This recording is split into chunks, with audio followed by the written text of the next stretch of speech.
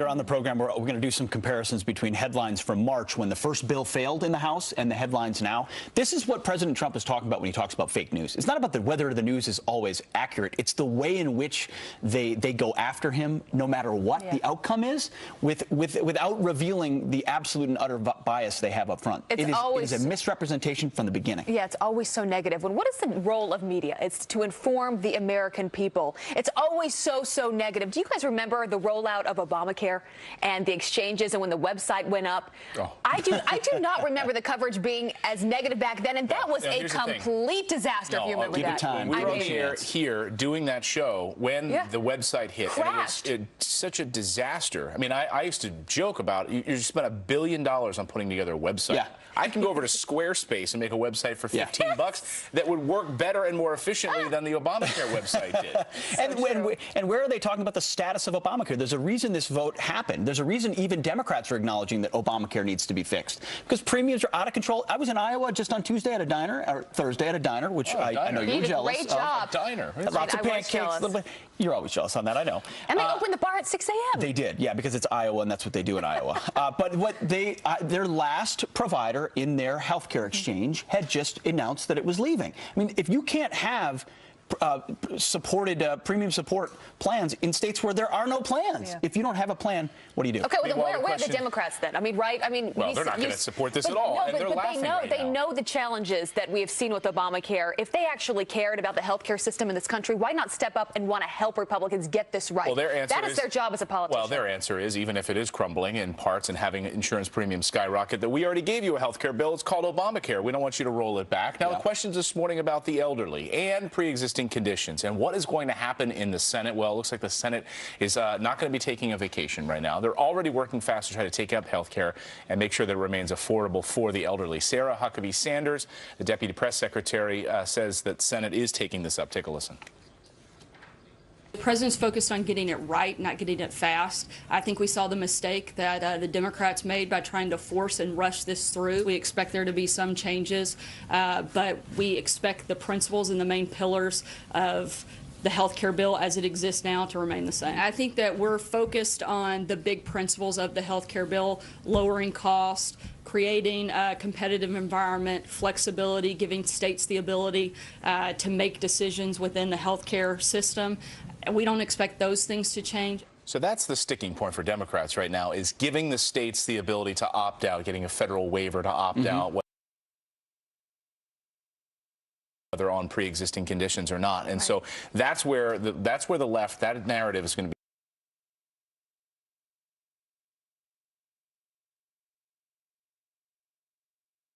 be heard over the next few weeks as the Senate takes up this. Well, pre-existing conditions, I mean, that is a really tough one because you have people coming out that have, my sister's a type 1 diabetic, and they have these stories of, they don't have help. I don't know if you saw Jimmy Kimmel.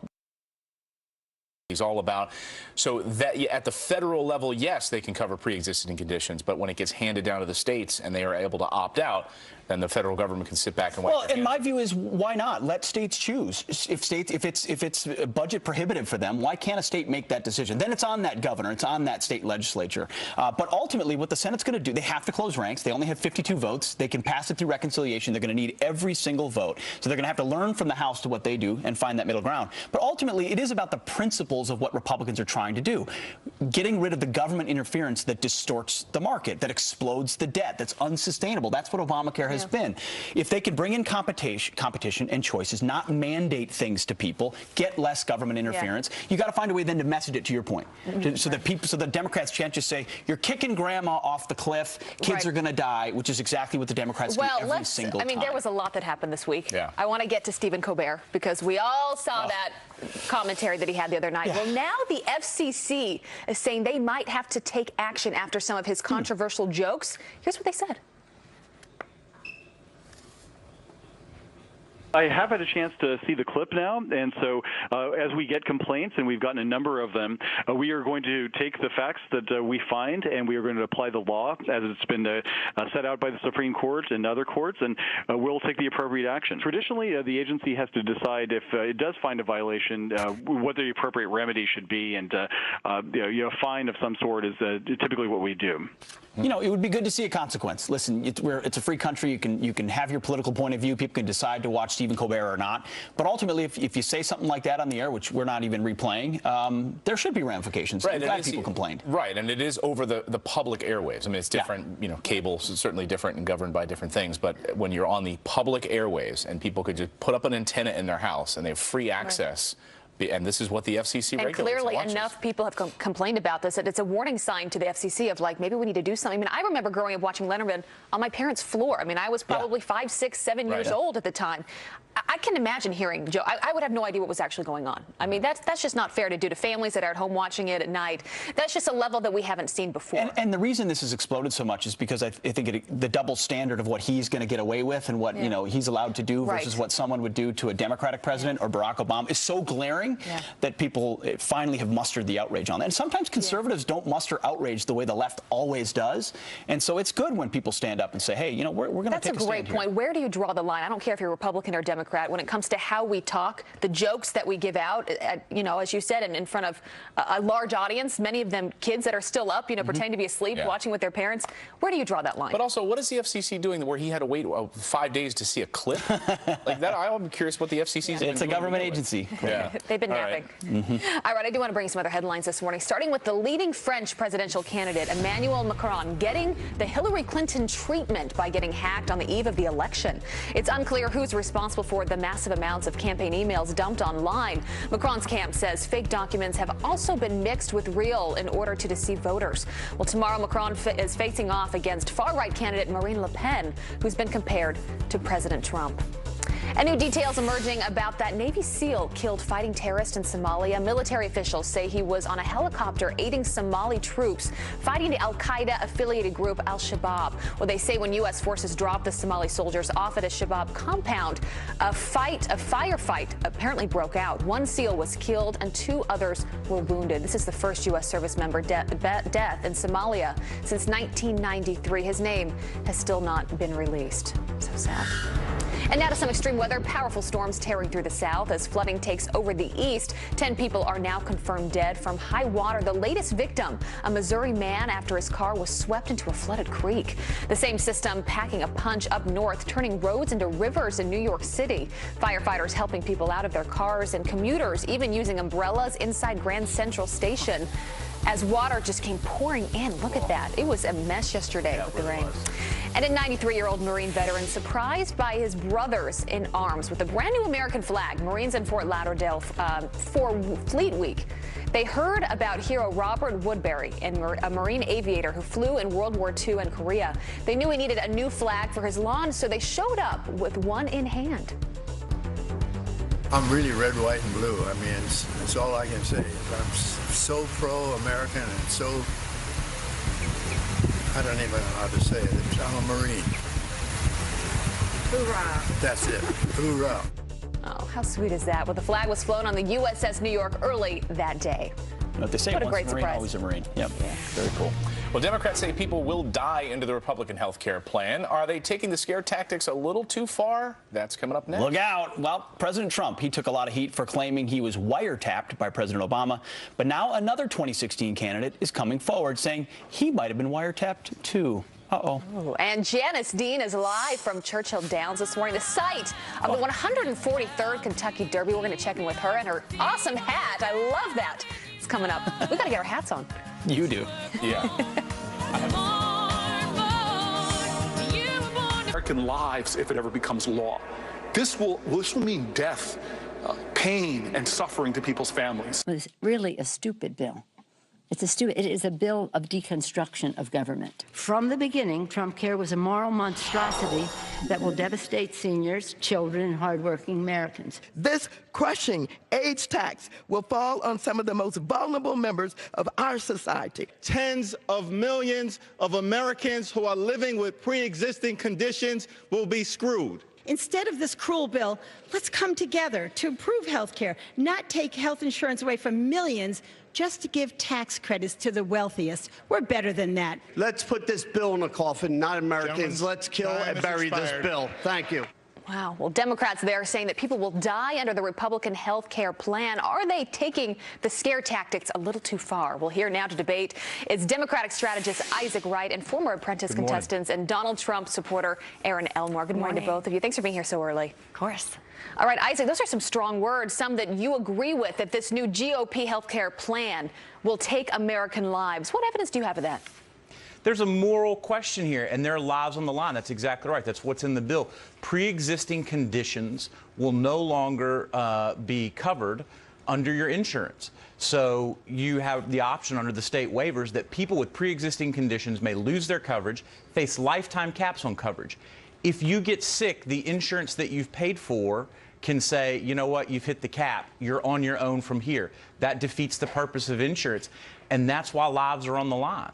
I mean, Aaron, that's basically assuming that Republicans are getting around a table and saying, yeah, we want Americans to die because of the plan we're putting together. It's just not true. And let's face it, Obamacare is imploding. 1 out of 3 counties in the United States right now have one choice. We need to drive down these premiums and get insurers back into the market. Right now, there are 19.5 million Americans that aren't covered because these premiums are absolutely out of control. So they're just saying, hey, I'm going to pay the penalty. We're also going to get rid of that penalty. So we are going to get these insurers that want to get back in the business of insuring the American people. And just yesterday, Sarah Huckabee Sanders, the deputy press secretary, said herself, pre-existing conditions will be covered and these Americans will be safe, secure, and healthy. Isaac, go ahead. That's just not true. It's not what the bill says. This is why this bill was done in back rooms, in secrecy, without the American people having the opportunity to see it, because that's not what the bill says. That's the problem. That's the fundamental problem of the fact that the ACA took 18 months to pass. It was posted online for weeks for Americans to read and know what was in it. But Isaac, that bill, ACA, was down total partisan lines. Have you talked to anyone in this country about Obamacare? No, answer this question for me, Isaac. Here, and Republicans voted against this bill. Because I've traveled around the country, I've talked to a lot of folks that have been impacted by Obamacare, and it has been devastating. They say, many Democrats as well, saying this bill needs to change. Do you disagree with that? Do you think that no changes need to happen here with the way it is? I think there are tweaks that need to be made to Obamacare. For example, the high-risk pool didn't work. So Republicans want to invest in a high-risk pool. That's their solution. Instead, we need to look at how to stabilize the marketplaces and the exchanges, and that they're not in a death spiral. There need to be some tweaks under the hood, but it's as simple as fact. It's like the farm I grew up on. If you have a tractor with a low tire, you fix the tire, you fill the tire with air. You don't get rid of the tractor. Aaron, Obamacare was working. The tractor is broken, and we need a new tractor. Okay. But it wasn't broken. There's just no evidence it's absolutely. Look at the state of Iowa. The last provider of individual plans there is leaving. 70,000 Iowans are going to be without coverage now. So to be honest, Obamacare is just imploding, and we really need to fix it. Both sides of the aisle should come together and want to fix this. That's what I have to say about it. Both of you, thank you for being with us. Really appreciate it. Thanks for having me. The debate will continue. All right, it's a growing trend on college campuses. Classes designed to teach students to protect the president, but one school is taking it to a disturbing new level. On board a Princess cruise ship that's now docked in Sydney. Well, it's unclear what exactly happened, but he was traveling alone. And these Fords are fully loaded. Massive amounts of marijuana found hidden inside brand new Ford models shipped from Mexico to Minnesota dealerships. This is 217 pounds of weed found inside trunks of 7 different cars valued at more than $250,000. Wow. Clayton Pete. Thank you, Abby. Well, first it was Butler University, a small private college in Indiana, offering an anti-Trump course. Now an Ivy League school is following suit. Of course. Well, Cornell is joining the resistance by adding a class this fall called America Confronts the World. The course description reads, Donald Trump and Barack Obama give 2 visions of America and the world. Get this, xenophobic nationalism, and for Obama, it's pragmatic cosmopolitanism. Joining us now is a campusreform.org correspondent and junior at Cornell, Neetu Chanduk. Nice to see you this morning, Neetu. Thank you for having me. So first of all, what is pragmatic cosmopolitanism? I can't even say it. When I first read that, I wasn't exactly sure what to think. All I could tell was that there was this unfair comparison between President Barack Obama and then President Donald Trump, who, by the way, has just served 100 days in office. And I think it just goes to show, reading the syllabus, that the professor is really not interested in having a fair conversation. And I'm not very surprised that Cornell University would allow such a course to take place. They have been known for liberal bias and indoctrination, and it's something I've seen as a reporter with the Leadership Institute campus reform. So, Neetu, it almost sounds like it would be a semester-long critique of the president. Do you feel like in any way, if you walked into that class, you would get a fair representation of how President Trump sees the world and how President Obama saw the world? So based on the syllabus, it doesn't seem like a fair conversation. So if I were to walk into the classroom, I don't think I would feel comfortable expressing my views. And again, I'm somebody who likes to take a fair stance. I think it's important that we are critical of the president, but we also recognize the good that he's done. So I don't think that would be encouraged in this class. Sure. Is there an overwhelming liberal bias on that campus? Oh, absolutely. I would say being a conservative, or for that matter, even being a moderate, is a very difficult lifestyle here. I can tell you that I'm right now an RA, and in my personal experience, when my staff and when my boss found out that I held different political views than them, I was treated differently. It felt like an unwelcome environment, and I can tell you that my boss came up to me and said, how can we make this better? And even though I gave suggestions, like having more fair conversations, watching videos that represent all sides of various issues, there was no true effort to alleviating the tension in our RA meetings. And that's one of the reasons why I'm stepping down from the role. Well, Neetu, just stepping back for a second, you've got indoctrination of an entire generation of left-wing views in campuses like Cornell. What are the consequences of that for our country? Well, I think one of the greatest consequences would be people aren't able to think freely. When you have a professor telling you what is right and what is incorrect, rather than having the students decide for themselves, to research beyond the headlines and analyze the situations for themselves, I think they just take whatever the professor tells them, and they're not able to see the indoctrination as well. I've talked to students around campus, and unless you are the different person, unless you think differently, you can't see the indoctrination that's happening. Great point. All right, Neetu, thanks for waking up early with us there on campus. We appreciate it. And keep up the fight. Thank you for having me. Appreciate it. Brave to be up at 6 a.m. I know. College campus. And Skyping from Cornell. I'm sure her professors may see that segment. Good luck to her. Keep it up. All right, celebrities are joining forces pledging to oust Republicans who voted yes on the health care bill.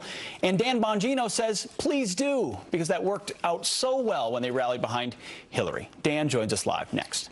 And tear down that bench, a tribute to our veterans in a small Pennsylvania town. Apparently, it's too offensive to atheists who live in big cities on the coast.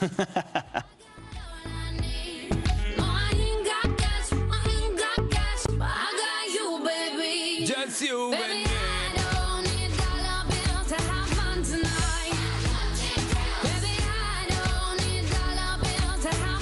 Voted on and passed an Obamacare replacement bill without knowing how much it would cost. Though I'm not surprised, they also voted on an Obama replacement without knowing the cost. Tomorrow is the Kentucky Derby. Yeah. And get this, I saw that one of the horses is named Practical Joke. Arizona said he was named after the Republican health care plan. Magic, by the way, now a lot of people's best option for medical care. I will now pull your appendix out of this hat. That was the reaction this week, of course, the Republicans voting in the House to repeal Obamacare. Yeah. It's always the axis of the media, the Democrats, and who else? Celebrities usually they like to chime in too. Right, and they jumped to Twitter right away, of course. Yeah. So Amy Schumer took to Twitter. She's got a new movie coming out. She says, alert, House just voted to repeal the ACA and defund Planned Parenthood. Call your senators to stop the bill. There we go. And Patton Oswalt, I have no idea who this famous celebrity is, to be honest. I hear he starred in Ratatouille as a voice. I do love Ratatouille, but I have no idea who he is. But he did play sheriff in one of my favorite shows, Justified. Okay. Anyway, he says, I'll do what I can to make November 6, 2018 a dawn to dusk nightmare for the GOP. Bleep these smirking, entitled frauds tick, tick, tick. And this is from John Legend, says, has someone put together a list of Dem challengers I can donate to oust Republicans in swing districts? Because, you know, that's been so effective in the past. Well, yeah. Let's bring in Dan Bongino, former Secret Service agent and host of the podcast Renegade Republican, to talk about it. Dan, great to see you this morning. Yeah, I mean, the reason Hillary Clinton won the presidency, all these celebrities were out there in force. Yeah, they were an integral part of that 2016 Hillary Clinton landslide. You know, this is what's really telling about this. Was it a day or two before the election, the Clinton-Trump election? She went to Pennsylvania and did this huge rally with all of these celebrities and promptly got smoked in Pennsylvania, the first Democrat to lose the state in 2 decades. You know, Pete, in some limited circles, we would call that a clue, but it just doesn't work for the entitled celebrity crowd. So I'm begging them to keep it up, you know? Dan, you know what's amazing about that rally you're talking about? I was in Pennsylvania the next day, and that rally, they were trying to get college kids to come in from universities. They were trying to bus people in, and no one was showing up to that event in Western Pennsylvania. They should have paid them. Yeah, I mean, there really was no one wanted to go. Right. That's what I call hardcore grassroots. Yeah. When you have to pay people and force them on the bus to attend the rally. Really, no, this is just a really big problem. That's really connecting with the American people. Yeah, very much so. Yeah, no kidding. Well, Dan, we want to get your thoughts on another issue. Go ahead, Dan. Yeah. No, I was just going to say that me as a conservative, I like this, and I hope it continues, because the disconnect between Hollywood and the entertainment community and the average American is the chasm's growing wider by the day, and it really only promotes more Republican victories at the local, federal, and it's just such a knee-jerk echo chamber where, you know, Democrats chant nah, nah, nah, nah, nah, hey, hey, goodbye on the House floor to the 2018 midterms. Then Stephen Colbert talks about it, and then celebrities tweet. I mean, that recipe didn't work in 2016. In fact, it shows such blatant disrespect for the average voter, and but it's important because it's a narrative war here with this. They're saying that the conservatives want to kill kids and grandma through their health care proposal. That's the narrative they're pushing. Yeah, people don't believe that crap. And think about it. Well, what does a coal miner in West Virginia have in common with John Legend? A coal miner who believes in God, family, and country. Right. I mean, really, what does he have in common with the Hollywood community that's secular? It's a hookup culture in Hollywood, and they frankly couldn't give a hoot about the country. They only care about their paychecks. So the chasm just grows wider between us and them. Yeah, well, I know which person has more of an impact at the polls. That is for sure. We want to get your thoughts on this as well while you're here. So the FBI is saying that biased media narratives is to blame for violence against police. Here's what the FBI saying about it. They say it appears that immediately following the incidents, officer-involved shootings, assailants were exposed to a singular narrative by news organizations and social media of police misconduct and wrongdoing. In many cases, this singular narrative came from the subject's friends and family and witnesses who often knew the subject long before law enforcement provided their findings to the public. What do you make of that?